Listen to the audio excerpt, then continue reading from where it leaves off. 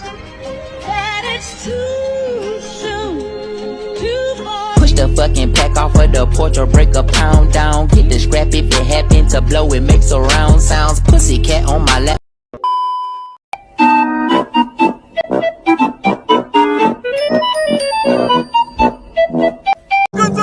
Lepaskan saya! Hei, kamu! Lepaskan saya! Saya ketua Lanun di lautan ni! Oh, okey. Ini bukan lautan, ha? A few moments later.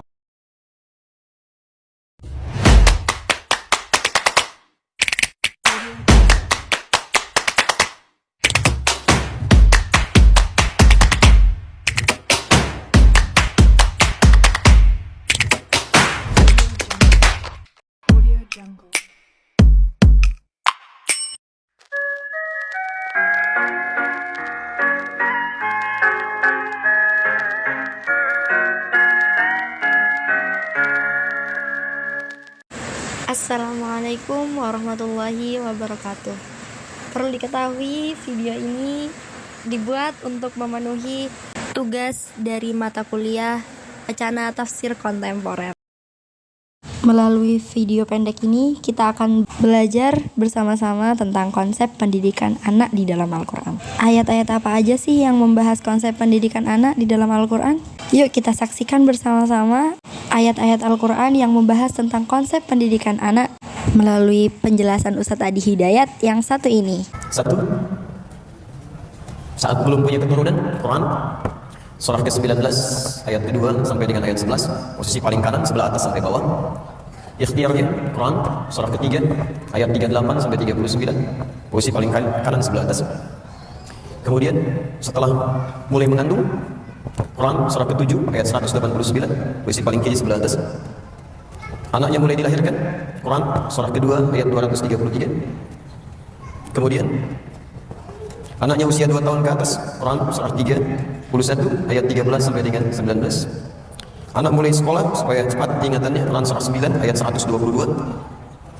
Supaya prestasinya agak meningkat, Quran surah ke-58 ayat 11. Supaya tidak terjebak dalam pergaulan bebas, Quran surah ke-49 ayat ke-13. Kalau ada yang suka bagaimana cara mengatasinya, Quran surah ke-4 ayat ke-4. Kalau terjadi kemudian pernikahan, Quran surah ke-30 ayat 21. Selanjutnya pembagian tugasnya, Quran surah ke-4 ayat 34, posisi paling kiri sebelah atas. Mulai menunaikan tugas Quran turunannya, surah kedua ayat 168. Kalau ingin sedikit lebih cepat, Quran surah kedua ayat 172. Kalau belum berangkat, rezekinya sudah ada, Quran surah ke-7 ayat 96. Kemudian istri mulai merawat juga anak-anaknya, kadang-kadang rewel, bagaimana mengatasinya, Quran surah ke-17 ayat 23 sampai 24, posisi paling kiri di pertengahan ke bawah. Kemudian teruskan agak cepat, kadang-kadang punya masalah, bagaimana cara mengatasinya, tingkat masalahnya di Quran surah kedua ayat 214, posisi paling kanan sebelah bawah. Solusinya di Quran surah ketiga ayat 142, posisi paling kiri sebelah atas. Kemudian kita turunkan lagi cara bersabarnya, Quran surah kedua ayat 155 sampai 157. Kalau ada kebaikan, cara mensyukurinya, Quran surah ke-14 ayat ke-7. Sudah usia 40 tahun, masih ada orang tuanya, bagaimana cara memberikan baktinya, Quran surah ke-46 ayat ke-15, posisi paling kiri sebelah atas. Prototipenya, orang yang telah praktekkan ini kemudian jadi berhasil. Kita ambil yang bukan Nabi, bukan Rasul. Okay. Contohnya Quran surah ketiga Ali Imran ayat 35 sampai 37, posisi paling kiri di pertengahan sampai ke bawah. Kalau ini bisa dilakukan, maka ada tawaran untuk ke surga satu keluarga bersama anak keturunannya. Quran surah ke-52 ayat 21. Cara mewujudkannya bisa di Quran surah ke-51 ayat 15 sampai dengan ayat ke-23. Bisa juga Anda ambil surga yang lain, Quran surah ketiga ayat 133 sampai 134, atau Anda ikuti yang paling puncak, Quran surah ketiga ayat 31. Prakteknya di Quran surah ke-59 ayat ke-7. Pilihannya di Quran surah ke-33 ayat 20. Perlu manusia sadari bahwa Allah telah mengatur kehidupan ini dengan sempurna. Begitu pula Allah telah mengatur bagaimana cara mendidik anak yang sesuai dengan apa yang telah Allah firmankan.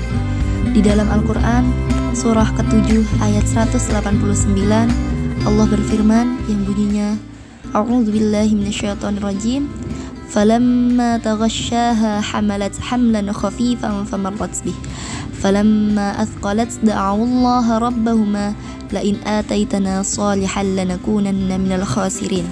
Melalui ayat ini Allah memerintahkan bahwa konsep pendidikan anak tidak dimulai sejak anak lahir, akan tetapi konsep pendidikan anak menurut Al-Quran dimulai sejak anak berada di dalam kandungan.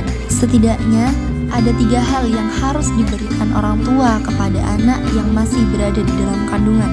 Yang pertama adalah doa untuk meminta anak yang soleh.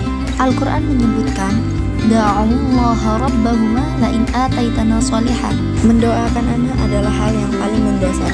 Akan tetapi ini adalah poin yang sangat penting dalam konsep pendidikan anak menurut Al-Quran. Maka konsep pendidikan anak yang kedua adalah dengan bentuk ikhtiar orang tua. Disebutkan di dalam hadis riwayat Muslim, Rasulullah meminta di dalam hadis ini kepada seluruh orang tua untuk menjauhi segala sesuatu yang diharamkan oleh Allah Subhanahu wa Ta'ala. Konsep pendidikan anak di dalam Al-Quran yang ketiga adalah tingkatkan amal soleh.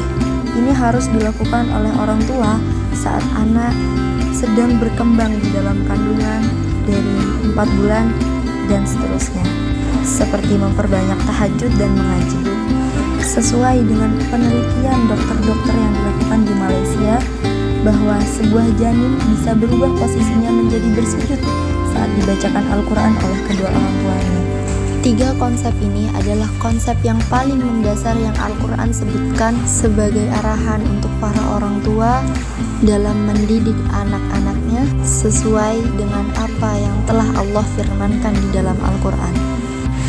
Baiklah, mungkin hanya ini yang dapat saya sampaikan. Wabillahi taufiq wal hidayah.